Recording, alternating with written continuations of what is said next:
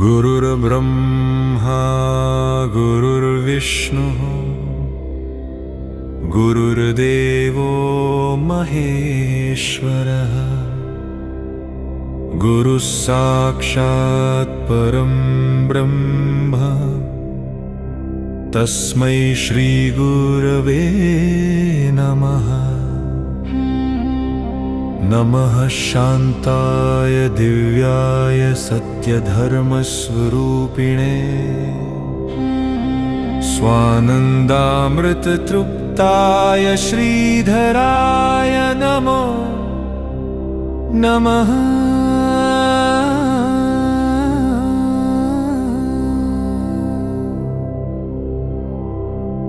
ओम पूर्णमिदं पूर्णात् पूर्णमुदच्यते पूर्णस्य पूर्णमादाय पूर्णमेवावशिष्यते। नमः शान्ताय दिव्याय सत्यधर्मस्वरूपिणे स्वानन्दामृततृप्ताय श्रीधराय नमो नमः।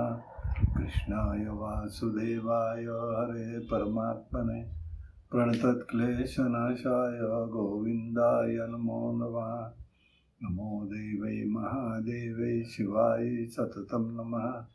नमः प्रकृतिभद्रायै नियता प्रणता स्मृता सर्वमङ्गलमाङ्गल्ये शिवे सर्वार्थसाधिके शरण्ये त्र्यम्बके गौरी नारायणी नमस्तुते। हरि ओम। षष्ठीचे दिवशी भक्त आनंद वरतला हो घेऊन दिवट्या हस्ते हर्षे गोंधळ घातला हो। कवडी एक अर्पिता दे हर मुक्ता फळाव जोग वामागता प्रसन्न झाली भक्त कुळाव। उदो बोला उदो अंबाबाई माऊलीचा उदो कारे गर्जती काय महिमा वर्ण तिचा हो। उदो बोला उदो अंबाबाई माऊलीचा हो।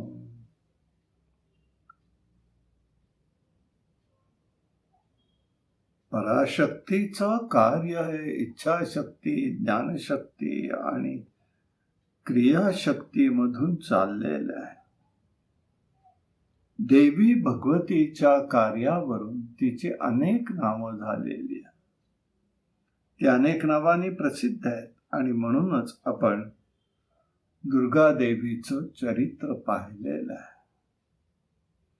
दुर्गम दैत्याचा वध करण्याच्या वेळेला देवी पार्वतीने देवी शताक्षी रूपाने प्रगट होऊन सर्व काही दिलं आणि लोकांना जीवन समर्पण केलेलं आहे।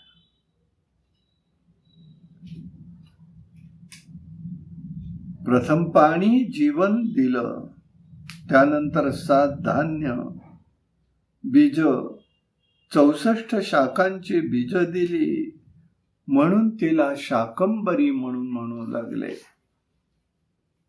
खडंग घंटा त्रिशूलम लिपी विशदतरम विभ्रमं दक्षहस्तै पात्रं शीर्षं सुकुटैडमरु कमनीशं वामहस्तै त्रिनेत्रां हस्तसिंहस्तां तारहाराङ्गणं मणि मुकुटं द्योतैमध्यं प्रसन्नं वंदे पूर्णबिंदु बिंबा प्रतिरुचिर सुखे शंकरी शंकरेष्टकम।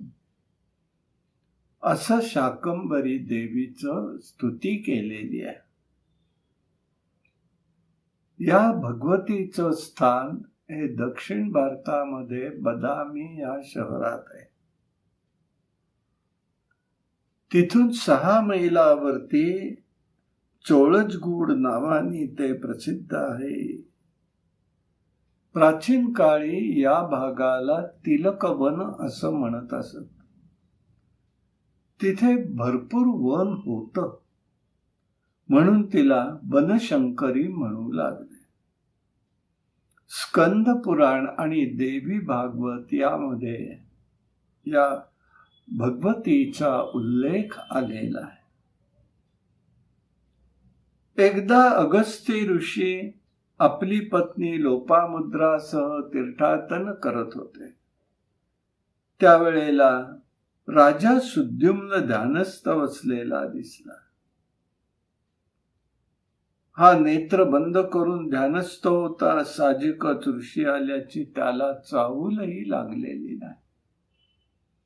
परंतु अगस्तींना तो अपमान वाटला. तेव्हा त्यांनी त्या राजाला शाप दिला. पृथ्वीवर तू हत्तीसारखा फिरत राहशील. वास्तविक हे वृत्त नारदांना समजलं. अगस्ती ऋषींचं हे वागणं त्याला बिलकुल आवडलं नाही. त्यांनी जाऊन विष्णूंना सांगितलं. शेवटी दोघांनी ठरवलं. आता म्हणाले याला त्या ठिकाणी ठेवून उपयोग नाहीये अगस्तींना, म्हणून दक्षिण भारतामध्ये पाठवावं असं ठरलेलं आहे. कथम काश्य बहिर्गच्छति काशी वास प्रियस्ततु. ह्या काशी क्षेत्रातनं तो बाहेर कसा पडेल याचा विचार करू लागले. ऋषींनी असं सांगितलंच होतं. अयोध्या, माया, द्वारका, मथुरा, काशी, कांची, अवंतिका या मुक्ती क्षेत्र ही सांगितलेले आहेत. सप्तपुरुष साधना इथे केली तर भक्ताला मुक्ती मिळते. दक्षिणेत काय आहे तर करवीरम विरूपाक्षम श्रीशैल्यम पांडुरंगम तिलकम सेतु बंधश्य मुक्ती भक्ती प्रधानम. या 6 क्षेत्रामध्ये भुक्ती आणि मुक्ती दोन्ही प्रदान केलं जातं. नारद आता उद्योगाला लागले की आता काशी क्षेत्रात अगस्तींना ठेवायचं नाही.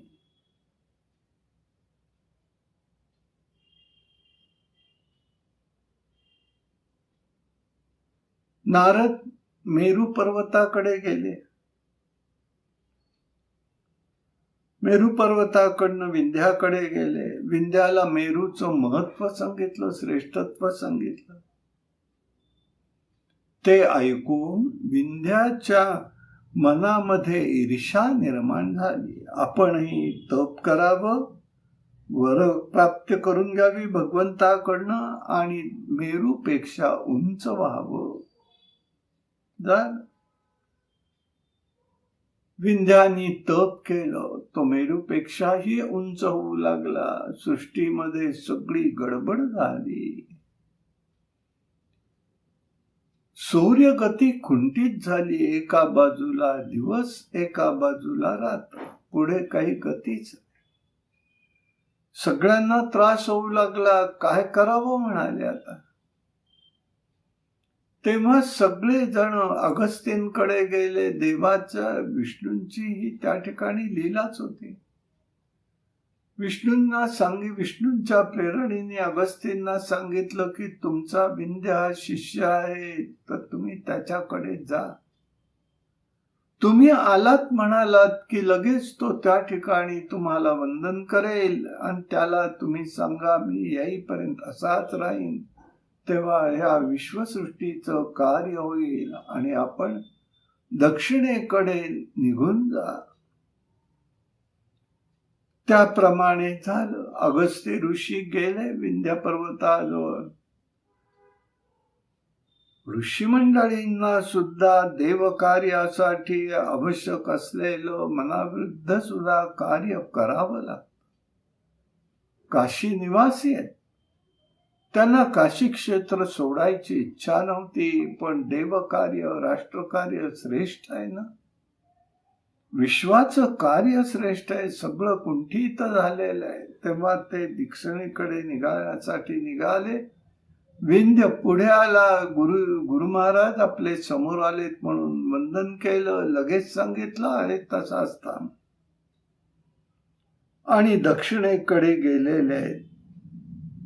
पहिल्यांदा करवीर क्षेत्रात गेले. तिथे त्यांनी त्या ठिकाणी महालक्ष्मीची सेवा केली. तिचं स्तुतीही केलेली आहे. नमस्ते तु महामाये श्रीपीठे सुरपूजिते शंख चक्र गदा हस्ते महालक्ष्मी नमोस्तुते. हे अष्टकही त्यांनी केलेले अतिशय प्रसिद्ध आणि उत्तम गुणकारी आहे. करवीरपुरम प्राप्यम महालक्ष्मी निकेतनम. यापुढे देवी महालक्ष्मी त्यांच्यावर प्रसन्न झाली आहे. विद्यते शंकरी क्षेत्रम तिलकारण्य मध्यकम तत्र वास तथाकारे जगतकारण हेतवे. यापेक्षा क्षेत्राप्रमाणे येथील क्षेत्राप्रमाणे दक्षिणेला तिलकवनात तुम्ही जावं. श्री शंकरी तिथे आहे. पूर्वी बदामीला वातापुरी असं म्हणत असत. वातापीपुरी. पूर्वी इथे 100 वर्ष दुष्काळ पडला. देवीनी त्या ठिकाणी प्रार्थना केली सगळ्यांनी. तेव्हा भगवती शताक्षी जी होती तिनेच पुढे एक रूप धारण केलं आणि पहिल्यांदा लोकांना अन्न मिळावं म्हणून ती त्या ठिकाणी हातात भाज्या घेऊन प्रगट झाली. लोकांना विपुल भाज्या दिलेल्या, शाखा दिल्या. शाखा म्हणजे भाजी. पाताळातून हरिद्रा तीर्थ तिथे आणलेलं आहे. लोकांचं रक्षण केलं म्हणून तिला शाकंभरी म्हणू लागले. शाकन बिभ्रती ती हे नाव तिला पडलेलं आहे. शाकंभरी ही सिंहारूढ आहे. अष्टभुजा आहे. मशाल, त्रिशूळ, तलवार, डमरू, ढाल, असुराचं मुंडकं असं सगळं तिच्या हातात आहेत. आणि 2 हातात लगाम आहे सिंहाचा. मूळ स्थान तिथून 5 किलोमीटरवर आहे. उत्सव काळात तिथनं मूर्ती आणतात. तिचं पूजन होतं. नवरात्रामध्ये पौष महिन्यामध्ये तिला आजूबाजूला महिन्यात हा उत्सव होतो. तिच्या आजूबाजूला अनेक तीर्थ आहेत. पद्मपुराणामध्ये 28व्या अध्यायात आणि महाभारत वनपर्वामध्ये शाकंभरीचा विस्ताराने उल्लेख आलेला आहे. शाकंभरी विख्यात त्रिषु लोकेषु विश्रुता दिव्यम वर्ष सहस्राणि शाकेन बिलभारता. देवी भागवतात देवी शताक्षी शाकंभरी यांच्यात ऐक्य आहे. दक्षिणेला सरस्वती नदी आहे. पूर्वेला हरिद्रा तीर्थ आहे. दक्षिण पश्चिम कोपऱ्यात पद्मावती तीर्थ आहे. तिथे 4 किलोमीटरवर कोटी तीर्थ आहे. विष्णू तिथे येऊन राहिलेले. दक्षिण कोपऱ्यामध्ये तिलतीर्थ आहे. अशा प्रकाराने तिथे अनेक तीर्थ आहेत. शाखा 60 आल्या मिळणं अवघड जातं, पण करतात व्यवस्था काही मंडळी. किंवा ज्या काही भाज्या आल्या असतील, उपलब्ध असतील तेवढ्या घ्यायच्या आणि त्या शिजवत असताना त्याच्यामध्ये आलं टाकायचं. म्हणजे 64 भाज्या त्यात आल्या. आणि सगळं झाल्यानंतर आवळा टाकण्याचा प्रघात आहे. म्हणजे हे सगळं एकत्र 64 भाज्यांचा प्रकार एकत्र झालेला आहे असं म्हणून स्मरण आणि तिला नैवेद्य असं केलं जातं. दुर्गा स्वरूप दिसती बनशंकरी हो शाकंभरी म्हणून पूजिती भक्त पायी. या देवते प्रमुख मानिली कन्नडांनी पीठे दिसती अनेक नमितो तयामी. जगद्गुरु शंकराचार्यही तिथे जाऊन आलेले आहेत. हे उत्सव अथवा व्रत काय असतात? शास्त्रीय कर्म ही नेहमी जीवाच्या कल्याणासाठी असतात. यासाठी ही योजना व्यासक ऋषींनी केलेली आहे. तेव्हा सत्कर्म ज्या ठिकाणी घडत असतं तिथे सामुदायिक इच्छाशक्ती आहे. त्याचा आविष्कारही प्रगट होत असतो. उपासना करताना बाह्य विषय आपोआप संपतात. यातच अंतिम समाधान प्राप्त होतं. तेथे उत्पत्ती अवघी विसरी दे असं या ठिकाणी माऊली ज्ञानेश्वर महाराज सांगतात. देवाचं देवत्व कधी प्रगट होतं तर अंतरस्थिती एक बाजूला, दुसऱ्या बाजूला बाह्य स्थिती. एक म्हणजे उत्सवानी ह्या गोष्टी होत असतात. जीवनित्य आहे हे भगवंत सांगतायत. म्हणूनच माऊली म्हणतात, जे खळांची व्यंकटी सांडो. दुष्टांच्या ठिकाणी असलेला दुष्टपणा नष्ट हो. खळांचा नाश खळांचा नाश हो असं नाही आहे. ही प्रार्थना आहे. विचार मननीय आहे. शक्ती अशी ही विलक्षण आहे. जगदंबेचं स्वरूप महाराज वर्णन करतात. मानसमुख जडितम यदाभ्याम रूपम भाती स्तुती श्रुती रीती देवी जगत तनय रूपम. मनापासून बाहेर सर्व जड आहे, अचेतन आहे, प्रकाश नाही त्याला. संपूर्ण अचेतन असं विश्व ज्या प्रकाशाने भासतं तो प्रकाश मध्ये जगतनया आहे. चैतन्य रूपाने सर्वांना भासक अशा प्रकारचं भगवतीचं रूप आहे. भासलं पाहिजे ना. आता ते करून भासत असतं. या बुद्धीला प्रेरणा हवी. आणि म्हणूनच तिथे महत्वाचं आहे ती बुद्धी स्थिर राहण्याचं काम गणपती रूपाने केलेलं आहे. पण अगोदर त्या मूळ पदार्थाचं ज्ञान झालं पाहिजे. त्या मूळ पदार्थाच्या अस्तित्वाच्या मान्यता मिळण्यासाठी ज्ञानाची जरुरी आहे. ज्ञानाशिवाय अस्तित्व नाही. प्रेरकत्व सुद्धा भासक आहे. त्या कर्माचं फळ भासवलं जातं किंवा इंद्रियांना तितकं प्राप्त व प्रवृत्त व्हावं लागतं. अशा सर्वही जडजीवाला भासणारी ही चित्शक्ती जगत तनया आहे. हे त्या जगदंबेचं स्वरूप आहे. आणि म्हणूनच तिचं चिंतन हे सगळ्यात महत्वाचं आहे असं आपल्याला लक्षात येईल. सप्तमीचे दिवशी सप्त शृंग गडावरी हो. तेथे तू नांदसी भोवती पुष्पे नाना परी हो. जाई जुई शेवंती पूजा रेखियली बरवी हो. भक्त संकटे पडता झेलून घेसी वरचे वरी हो. उदो बोला उदो अंबाबाई माऊलीचा हो. उदो कारे गरजती काय महिमा वर्णू तिचा हो. उदो बोला उदो अंबाबाई माऊलीचा हो.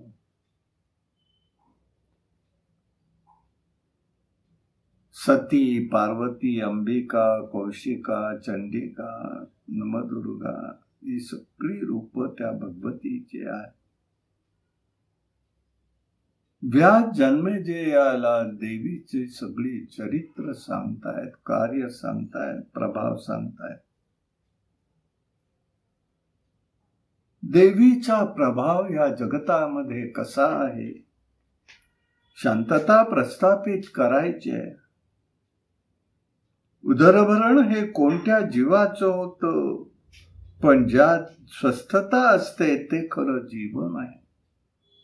यासाठी सदैव शक्तीची उपासना करावी. कुलधर्म कुलाचाराच्या मदतीने उपासना घडू शकते. महिषासुराचा वध झाल्यावरती देवी महालक्ष्मी मणिद्वीप या देवीच्या स्थानी गेले. एकूण महालक्ष्मीची 8 रूप आहेत आणि या 8 शक्ती असून त्याचं नुसतं स्मरण केलं तरी चालतं. आदिशक्ती धान्यलक्ष्मी, वीरलक्ष्मी, संतानलक्ष्मी, विजयालक्ष्मी, विद्यालक्ष्मी, धनलक्ष्मी, गजलक्ष्मी ही तिची रूप आहे. ते लक्षात येईल. तिच्या कृपेने पृथ्वीवर धर्माचं राज्य स्थापन होतं. वेळेवर पाऊस पडतो, वृक्षलता बहरून जातात, सर्वत्र सुखदायक वाटतं. सर्व समाज एकमेकात सांभाळून राहतो. एका श्लोकात व्यास म्हणतात, न निधनम मुपयंती प्राणी नमस्ते सप्य काले सकल विभुयुक्ता रोगहीनम सदैव निगमविहितम धर्मे तपस् पश्चात तंडिलस काया चरणस रजनीतम सेवते दक्ष चित्ता. प्राणी अकाली मरेनासे झाले.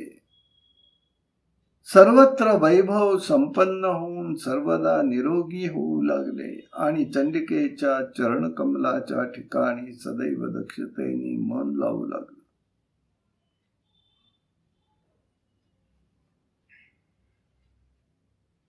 या भूतलावर शुंभ निशुंभ नावाचे 2 दैत्य होऊन गेले. अतिशय क्रूर होते, दुराचारी होते, शूर होते. पण सर्वांना त्रास देणं हेच होतं. दिसायला सुंदर होते. पाताळातून योगविद्या प्राप्त करून या भूतलावरती तपस्येसाठी ते आलेले होते. पुष्कर तीर्थावर त्यांनी तपस्या केली. 10,000 वर्ष केली. ब्रह्मदेव प्रसन्न झाले. माग म्हणाले, काय पाहिजे तो वर माग. दैत्यांना सहाय्य करणारेही देव असतात. जरा थोडा विचार काही करायचा का नाही.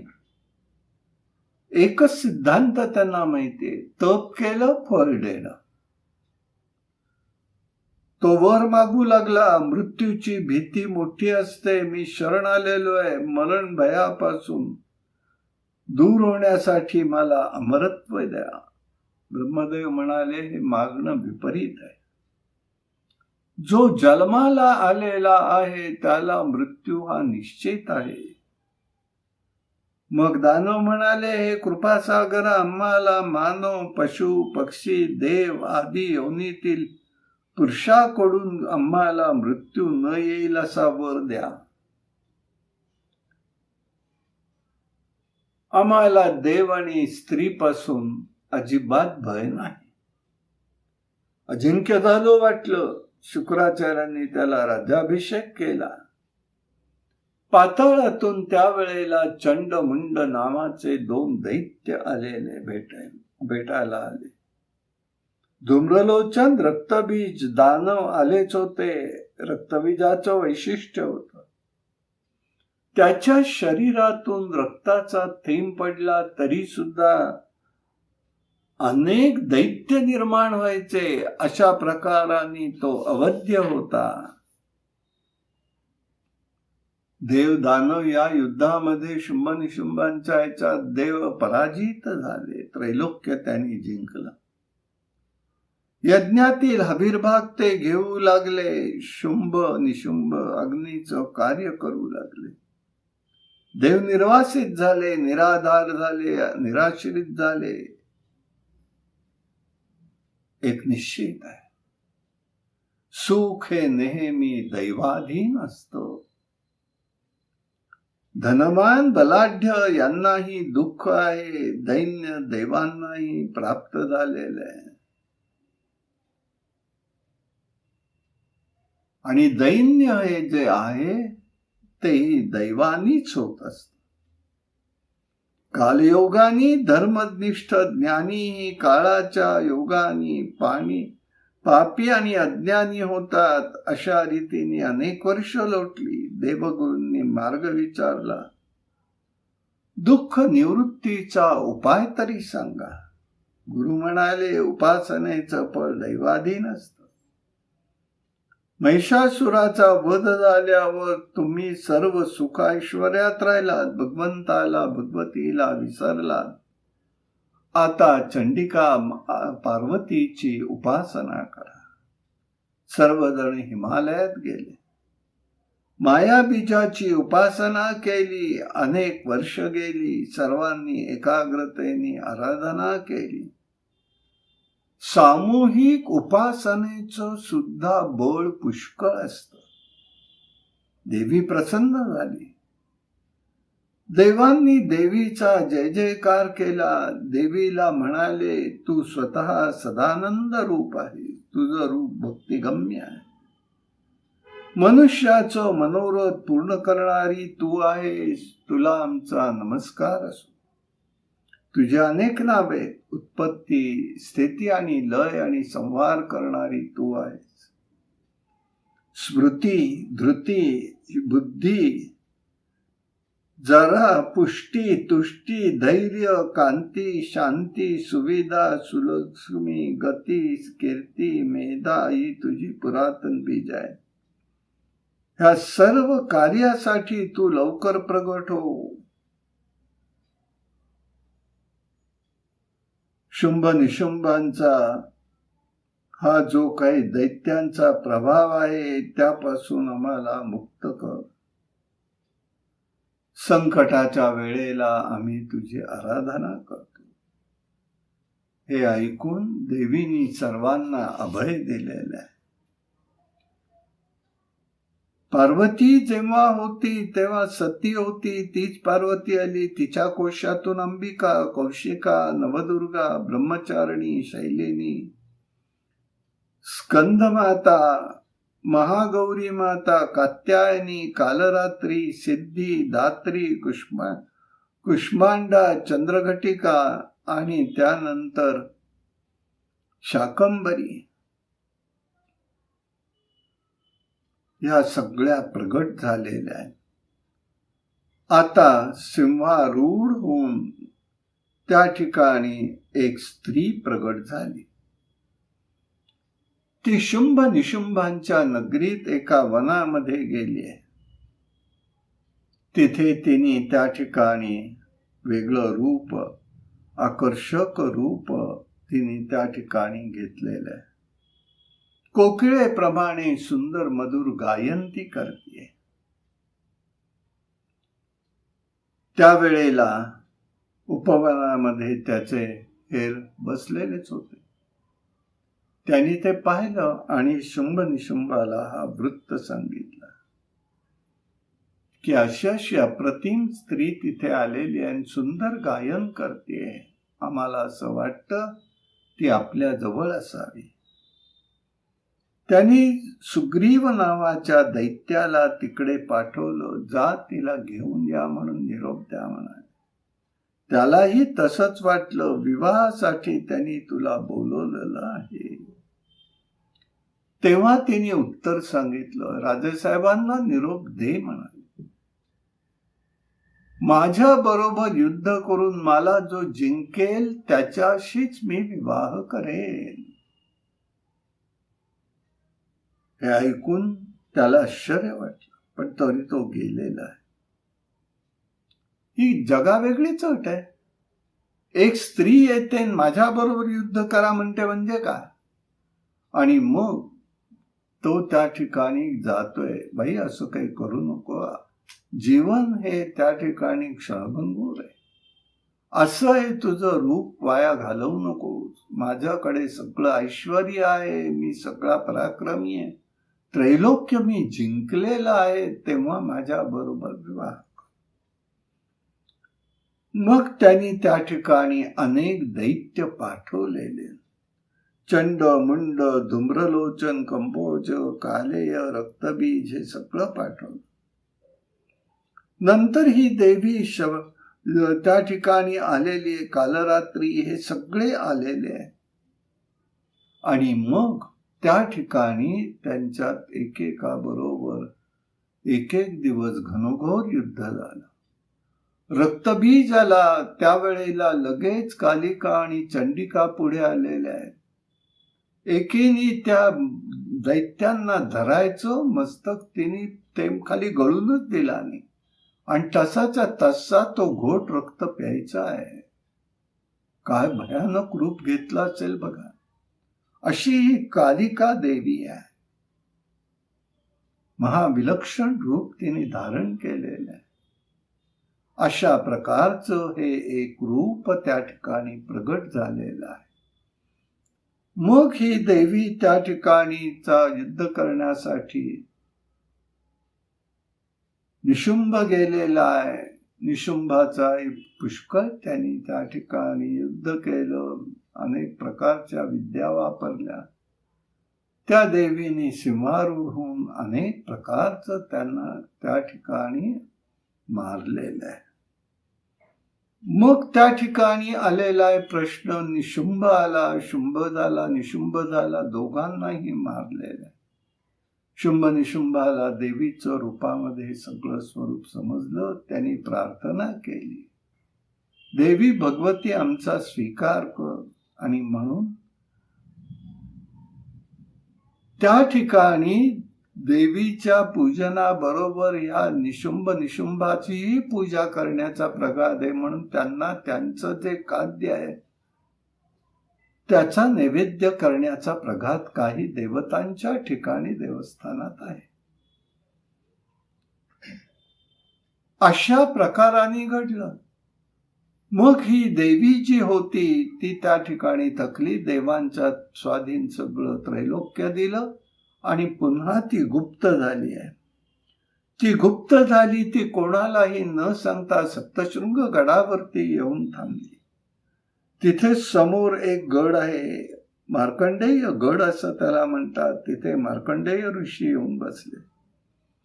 देवी कुठे गेली आहे, तिने प्रगट व्हावं म्हणून तिथे बसून त्यांनी सप्तशती गायलेली आहे. ते ऐकत असतानाच ही सप्तशृंगी ही भगवती जी होती ती प्रगट होऊ लागली. त्या पहाडावरच तिने त्या बाहेरच्या बाजूला ती प्रगट होऊ लागली आणि ऋषी सांगतायत ते आपण ऐकावं म्हणून आपला उजवा कान कानावरती घेतलेला आहे आणि तेच ती ऐकतीये. त्याच्यामुळे 18 भुजांच्या रूपात ती विस्तार तिचा झालेला आहे आणि 18 भुजांच्या रूपात तिथे ती प्रगट झाली. काय विलक्षण रूप आहे पाहावं.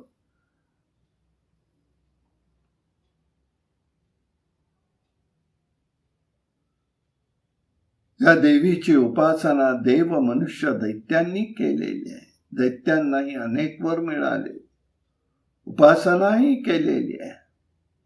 देव मनुष्यांनी उपासना करायची करून देवीला प्रसन्न करून घेतलेले आहे. अशी ही भगवती सप्तशृंगीची आहे आणि म्हणून तिला महत्व आहे. दुसरं एक महत्व आहे, ही ज्ञानेश्वर महाराजांची कुलस्वामिनी आहे. वैशिष्ट्य आहे, अतिशय छान उत्तम आहे. आता तिथे रोपवेची ही व्यवस्था झालेली आहे. भ्रामरी देवीचं चरित्र सांगा असं जन्मेजय राजा म्हणालेला आहे. अरुण नावाचा दैत्य होता. त्यांनी देवांसारखं पुष्कळ तप केलं, गायत्रीचं अनुष्ठान केलं, विविध स्तोत्र आणि त्या ठिकाणी स्तुती त्यांनी केलेली आहे. तेव्हा त्याच्या शरीरातून बाहेर पडायला लागला. तेव्हा ब्रह्मदेव प्रसन्न झाले. तेव्हा त्यांनी वर मागितला, महाराज मला ब्रह्मा विष्णू महेशांकडून वर नको. अरुण म्हणतोय मला तसंच पुरुष वा स्त्री पासून नको, द्विपाद चतुष्पाद प्राण्यापासून नको. देवांना जिंकता येण्याचं बळ दे. ब्रह्मदेव तथास्तु म्हणाले. अरुण हा दैत्य मातला गेला. त्यांनी अनेक त्या ठिकाणी ऋषींना पाताळातून दैत्यांना आणलेलं आहे. देवांना परागंदा केलं, अनेक वर्ष राज्य केलेलं आहे. शेवटी सगळेजण शंकरांकडे गेले. शंकर म्हणाले आपण पार्वती देवी भुवनेश्वरीला प्रार्थना करू. गायत्रीच्या जपामध्ये तल्लीन होऊन त्यांनी हे सगळं प्राप्त करून घेतलेलं आहे. तेव्हा त्याला मृत्यू कसा येणार याचा विचार करू लागले. वरही त्याला मिळालाय. आता इंद्र बृहस्पतींकडे गेला, योजना केलेली आहे. बृहस्पती बाहेर पडले, काय करायचं म्हणाले. त्यांनी मग भगवतीची सेवा केली, देवीला प्रार्थना केली, अगं आम्हाला काहीतरी मार्गदर्शन कर.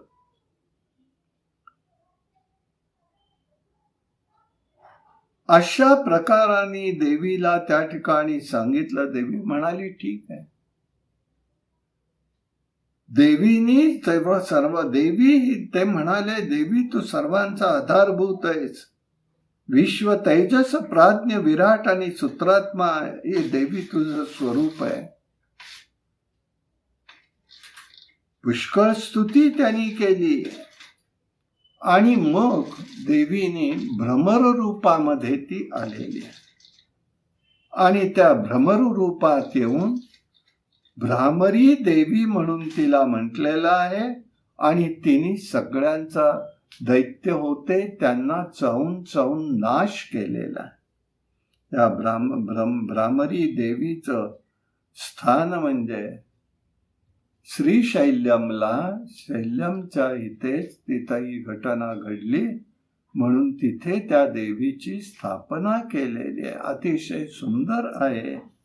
गेलात तर जरूर दर्शन घ्या असं मी आपल्याला विनंती करेन. अशा प्रकाराने हे भ्रामरी देवीचं चरित्रही आपण पाहिलेलं आहे.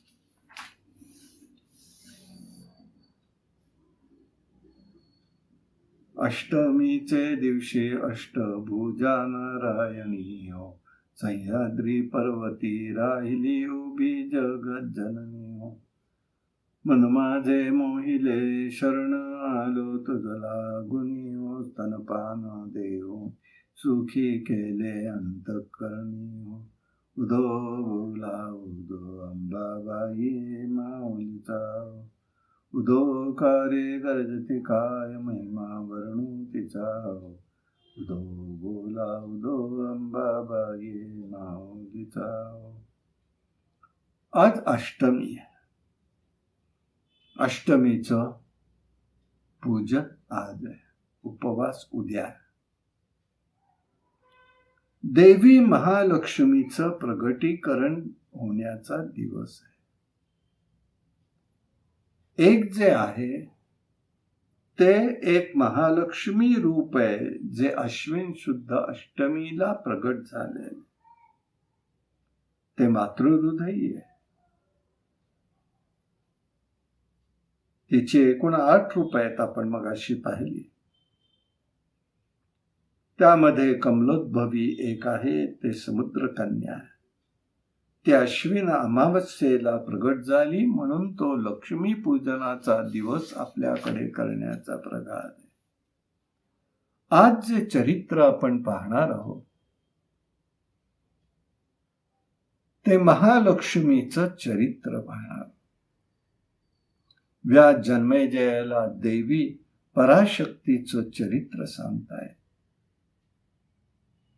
भगवान ब्रह्मा जो आहे तो अकार आहे, श्रीहरी उकार आहे, रुद्र हे मकार आहे, माहेश्वरी पराशक्ती आहे, अर्धमात्रा आहे.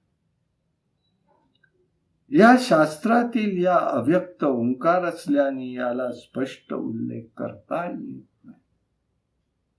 सर्वजण अहंकाराधीन असल्याने सर्व प्रकारची शुभाशुभ कर्म मनुष्य करत असतो. अहंकाराने उत्पन्न झालेल्या मोहजाला तो पूर्णपणे गुरफटला असतो. त्यामुळे जीवाला ज्ञान होणं अत्यंत कठीण आहे. सर्वच जण या योगमायेच्या अधीन असतात. कोळ्याप्रमाणे ते लीलया भ्रमण करीत असतात. राजा जन्मेजय म्हणालाय, महाराज मला या ठिकाणी महिषासुराचं चरित्र सांगा. व्यासमहर्षी सांगताय. महिषासुर नामाचा एक दैत्य होऊन गेलेला. 10,000 वर्ष त्यांनी तप केलं. काळाचं परिमाण हे वेगवेगळं होतं प्रत्येक कल्पामध्ये, काळामध्ये, युगामध्ये.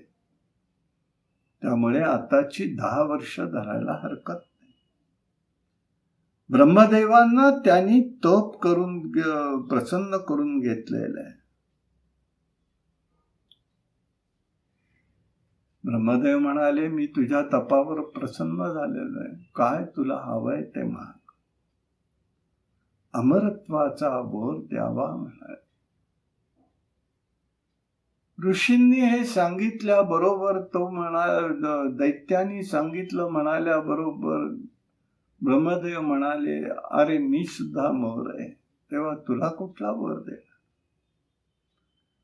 ब्रह्मदेव म्हणतायत, जीवाला जन्म आणि मृत्यू हे ठरलेलंच आहे. जे जन्माला आले त्यांना मृत्यू हा येणारच आहे. सर्वांचा काळाने नाश होत आहे. तेव्हा हे प्राप्त होणं शक्य नाही. तेव्हा तो म्हणतोय, पितामह, मला मनुष्य वा दैत्य योनीतील पुरुषाकडून मृत्यू येऊ नये.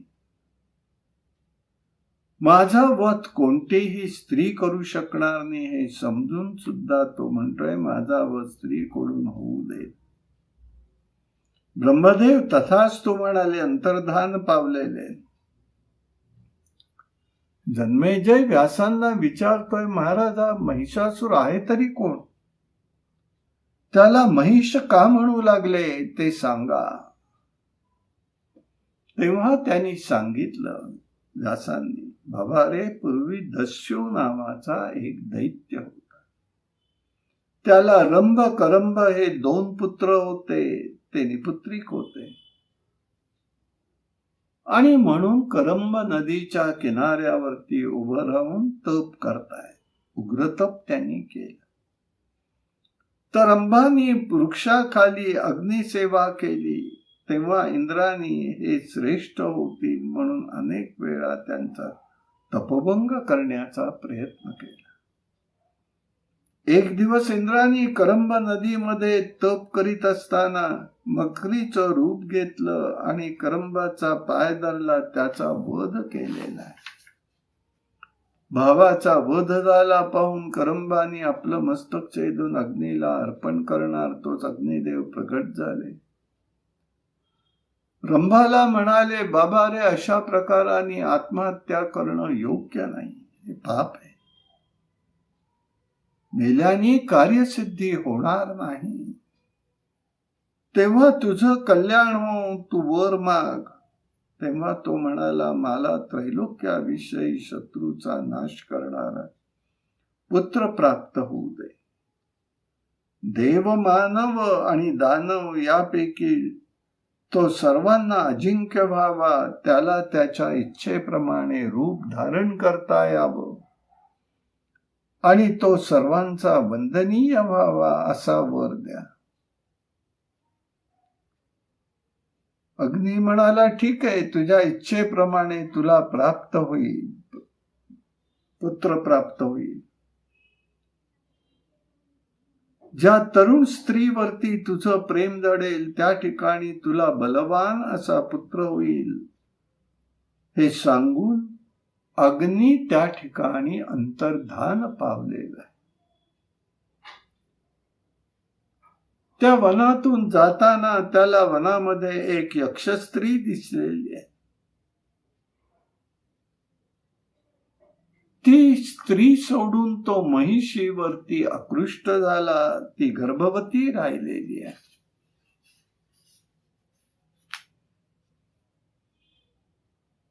त्या महिषीला कोणी त्रास देऊ नये म्हणून त्या रंभ तिला पाताळात घेऊन गेला. तिथे कामातुर महिष होता. महिषीला पाहिल्यावर रंभाने त्याला अडवलं. दोघांचा प्रहार झाले. दैत्य मूर्छित होऊन गतप्राण झाला. पती मृत झाला म्हणून महिषी घाबरली. चैरावैरा धावू लागली. कामातुर महिष मागे लागला. अधिक ती घाबरली.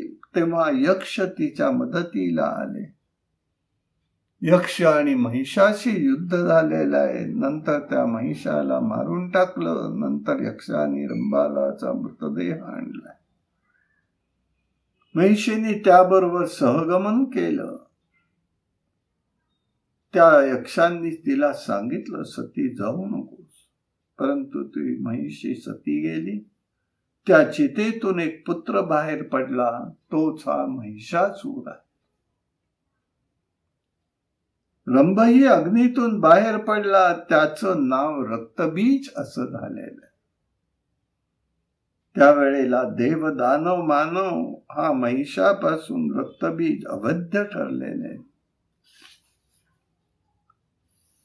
दुसरी ही एक उत्पत्ती अन्य ठिकाणी सांगितली जाते. इंद्र अप्सरांसह भ्रमण करीत होता. भ्रमण करता करता तो गौतमांच्या आश्रमापाशी आलेला आहे. गौतमांची सून जी आहे ती फुलवेडी होती. फुलाचं तिला वेड होत. अतिशय सुंदर तिथे बाग होती आणि ती बागेमध्ये फुलं वेचत होती. तशी ती कुरूपही होती, परंतु तिला ते तीक्ष्ण बुद्धीची असल्यामुळे तिला वागेश्वरी असं म्हणत असत. इंद्राने तिच्या रूपावरून तिची चेष्टा केली. तू म्हैशीसारखी का दिसतेस म्हणाले. तेव्हा तिला राग आला. तिने शाप दिला, हे इंद्रा, तुझी पत्नी सची ही महिषी होईल आणि तिच्यापासूनच तुझा शत्रू निर्माण होईल. हिची वाणी खरी ठरली. त्याची पत्नी सची ही महिषी झालेली. उपशाप दिलेलाच होता. अपत्य झाल्यावर मुक्त होशील, त्याप्रमाणे तिच्या पोटी मुलगा झाला. तो महिषासूर होता. अपत्य झाल्यावर ती स्वर्गलोकी निघून गेलेली आहे. म्हणून कोणाला काही जिवारी लागेल असं बोलू नये. पश्चात्तापाची वेळ येता कामा नये. पापाचं फळ हे भोगावं लागतं, म्हणून जपून बोलावं, जपून वागावं, हा संदेश या ठिकाणी व्यक्त होतो. हा महिषासूर बलाढ्य झालेला आहे. आपल्या पराक्रमाने त्यांनी त्रैलोक्य जिंकलं, राज्याभिषेक केलेला आहे. तो विजयी ठरला. त्याच्या बरोबर पाताळातून अनेक दैत्य आले. क्रूरकर्मी ताम्र, चिक्षूर, रक्तबीज हे दैत्य त्याबरोबर आलेले.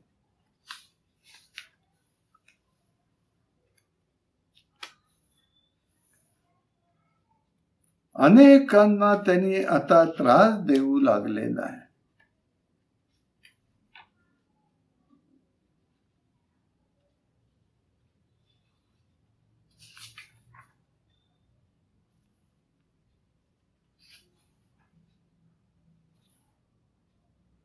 यांचं हे स्वरूप विलक्षण.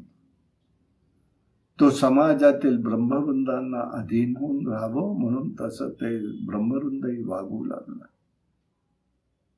ब्रह्मवृंदही त्यांना त्या ठिकाणी यज्ञाचे, तपस्येचे हविर्भाग देऊ लागले. त्यांनी तो अधिक बलवान झालेला आहे. एकदा दैत्यांनी इंद्राला युद्धाचं आव्हान दिलेलं. दूताकरवी एकमेकांना शाब्दिक मारही झाला.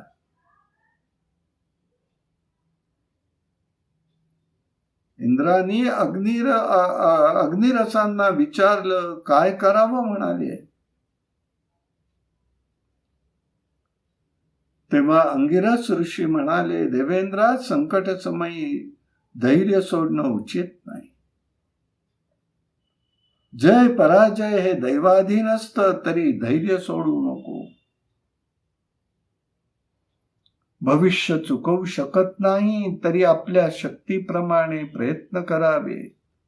व्यवहार न सोडता दैवावर विश्वास ठेवून कार्यरत राहावं. उद्योग आणि प्रयत्नांचा आनंद मिळत असतो. कधी बलाढ्याचा क्लेश आणि निर्बलाचं सुखप्राप्ती होत असते, तेव्हा दैवाधीन फलाविषयी वृथा विचार करू नकोस. दैव आणि उद्योगाची सांगड घालावी. यातून सुख दुःख निर्माण होत असतं. हर्ष आणि शोक विषयी त्याप्रमाणे राहू नये. कोणतीही गोष्ट कायम टिकत नाही, कारण मन चंचल आहे. ते सुख वा दुःख याचा स्थिर करण्याचा प्रयत्न करतं, पण ते कुठलंही सुख दुःख स्थिर होत नाही. मन कसं आहे? शुद्धा तृषाय हे त्याचे तरंग आहे. जरा आणि मरण हे शरीराचे तरंग म्हणजे गुण आहे. शोक आणि मोह हे शरीराचे तरंग आहेत. तर माझे अशी बुद्धी धरू नकोस. माझं म्हणणं अशी बुद्धी धरणं हे दुःखाचं मूळ आहे. तेव्हा इंद्रा, संतोषासारखं दुसरं सुखाचं साधन नाही. संतोष शाश्वत सुख प्राप्त करून घेतं. यासाठी ममत्व संपलं पाहिजे, विवेक निर्माण झाला पाहिजे. सुखामुळे पुण्याचा क्षय होतो हे लक्षात ठेवावं. त्या प्रश्नात प्राप्ती नाही म्हणाले. मग बृहस्पतींनी उपदेश केला, सुख आणि दुःख हे प्रारब्धाने येत असतं. भविष्यात काय घडेल हे कोणालाही ज्ञात नाही.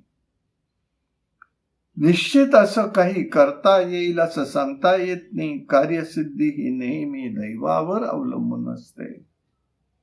मग सर्व देव एकत्र आले. देव दानव संग्राम सुरू झाला. माया विद्येतही हा महिषासूर अत्यंत प्रवीण होता. विष्णूंची मायाच त्यांनी नष्ट केली. अनेक दैत्य मारले, अनेक निर्माण केले. चिक्षूर, उग्रक्ष, उग्रवीर, ताम्र इत्यादी दैत्य होते. महापराक्रमी होते.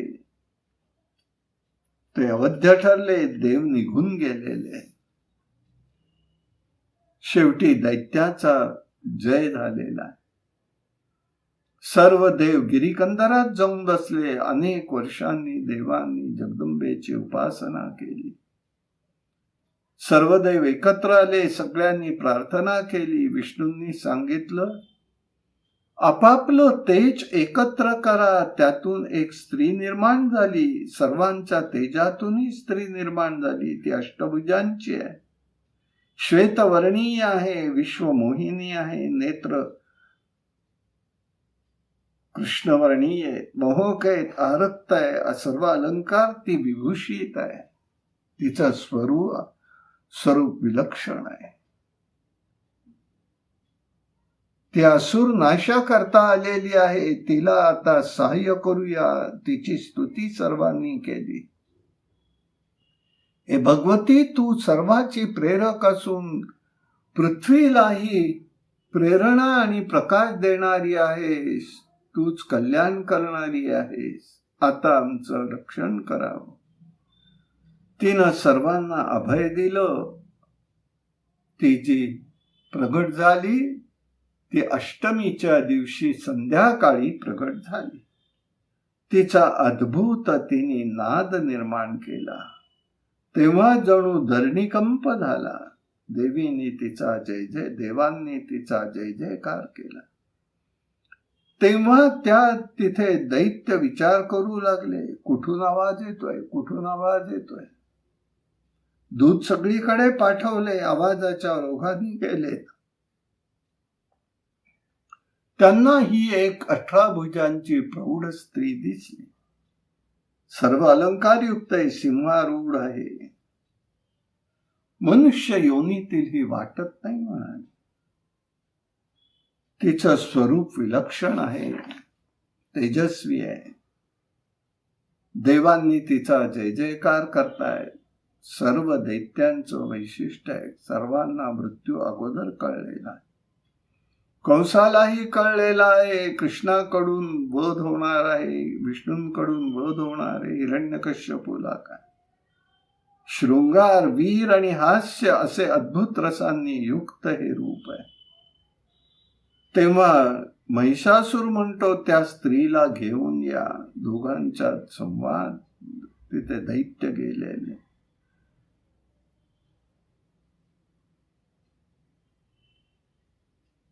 ताम्र गेलेला आहे सांगतोय, पण शेवटी त्याचाही वध देवीने केला. बाष्कळ दुर्मुख गेलेला आहे, त्याचाही वध झाला. मग ताम्र आणि चिक्षुर हे गेले, त्यांचाही वध झाला. शेवटी महिषासूर येतो. सुंदर मदनासारखं रूप धारण करून येतो. तो देवीला म्हणतोय, हे सुंदर स्त्री, मी त्रैलोक्य जिंकलेला आहे, तेव्हा आपण संसार करूया. सुख हे नित्य आणि अनित्य दोन प्रकारचं असतं. आत्मज्ञान हे नित्य सुख, भोगजन्य सुख आहे. अनित्य सेवा, तेव्हा आपण दोघांनी शाश्वत सुख घेऊया. देहाचं यौवन हे अनित्य आहे, इतरांना पीडा होईल असं कर्म टाकून दे. निरपराधी दैत्यांचा वध करून काय तुला मिळणार? दया हा मानवाचा धर्म आहे. दया आणि सत्य याचं रक्षण झालं पाहिजे, म्हणून मी तुला सांगतो. देवी, साधूचं रक्षण आणि खलांचा नाश करणं, वेदाचं रक्षण करणं. दुष्ट दैत्य, तू देवांचा नाश करण्यास प्रवृत्त झालेला आहे, प्रवृत्त होऊ नकोस. महिषासूर आलेला आहे. तो स्त्री पुरुष हा व्यवहारामध्ये चतुर आहे. तो तिला सांगतोय, तो म्हणतोय, हे बघ बाई, 4 प्रकारचे संयोग असतात. एक आहे कनिष्ठ, मध्यम, उत्तम आणि अत्युत्कृष्ट.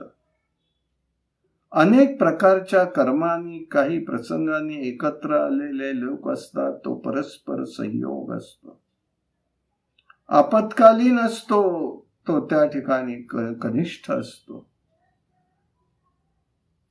काही द्वेषामुळे हेतुपूर्वक काही प्रसंगोद्भक संयोग होतो. मात्या पित्यांचा पुत्राबद्दल उत्तम संयोग आहे.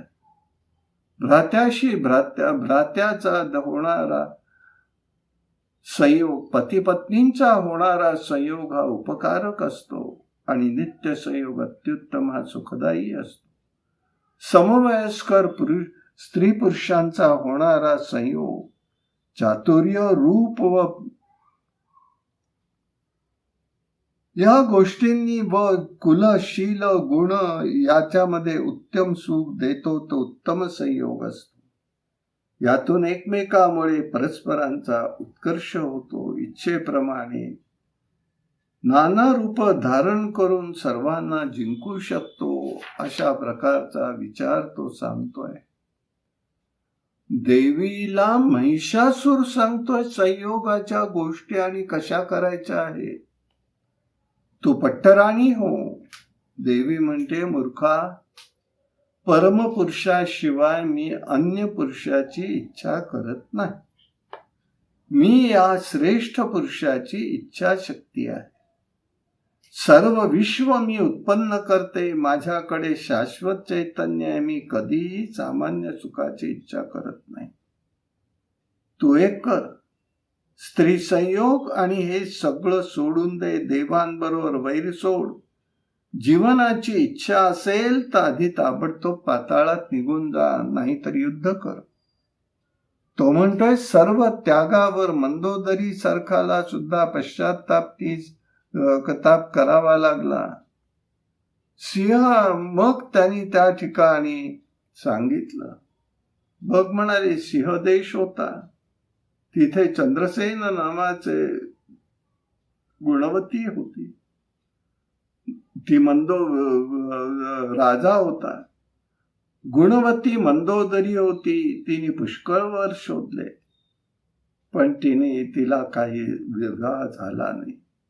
कंबुग्रीज यांनी तिला भरलं, पण तिने नकार दिला आणि शेवटी ती तपश्चर्या करत तशीच ती राहिलेली आहे.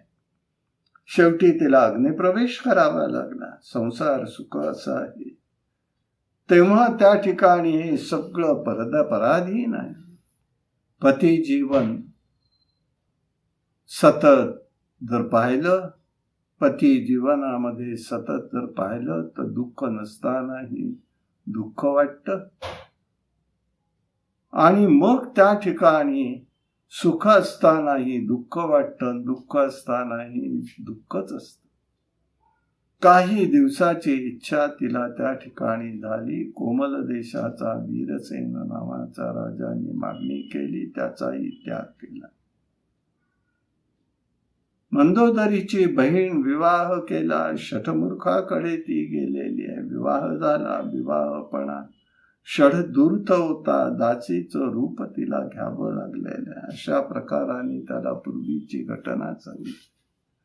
त्यांनी मदनाचं रूप टाकलं आणि उग्र महिषाचं रूप घेतलं आणि संग्राम झालेला आहे. हत्तीचं रूप घेतलं, देवी सिंहारूढ झाली आहे.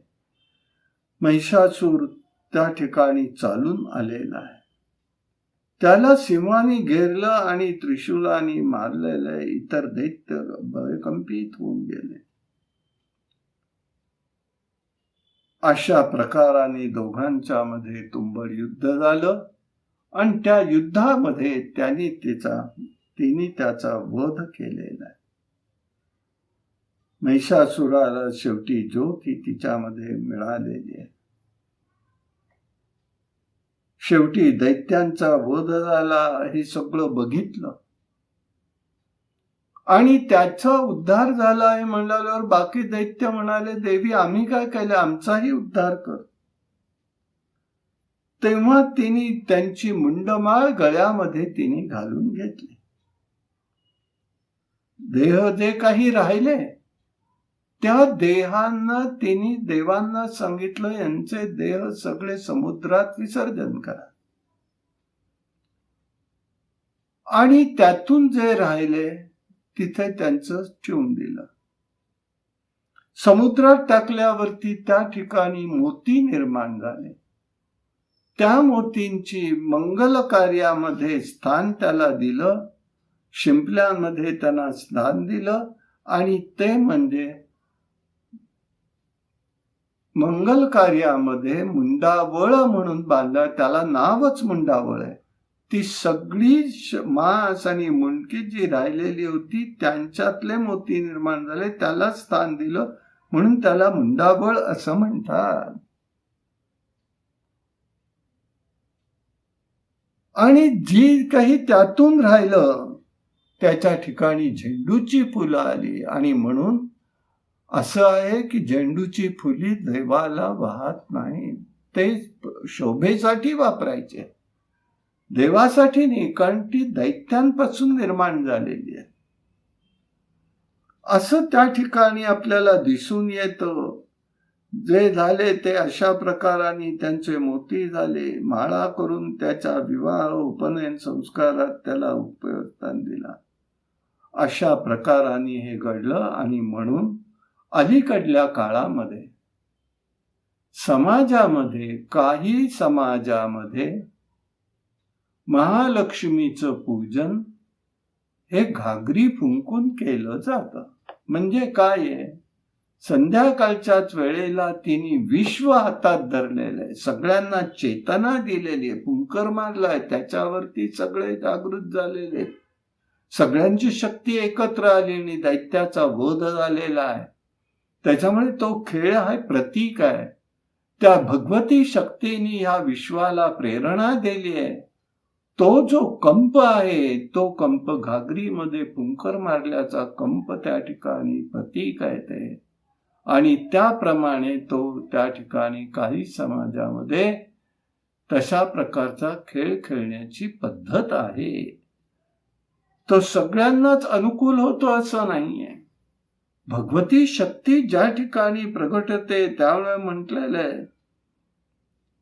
आणि यासाठी हा त्याला त्या ठिकाणी हे स्वरूप त्या ठिकाणी व्यक्त होतं. असं हे अष्टमीचं पूजन आपण या ठिकाणी करूया आणि आजचा विषय संपवूया. कायेन वाचा मनसेंद्रियेर्वा बुद्ध्यात्मना वा प्रकृती स्वभावात करोमि यद्यं सकलं परस्मै नारायणाय इति समर्पयामि. हरि ओम तत्सत्.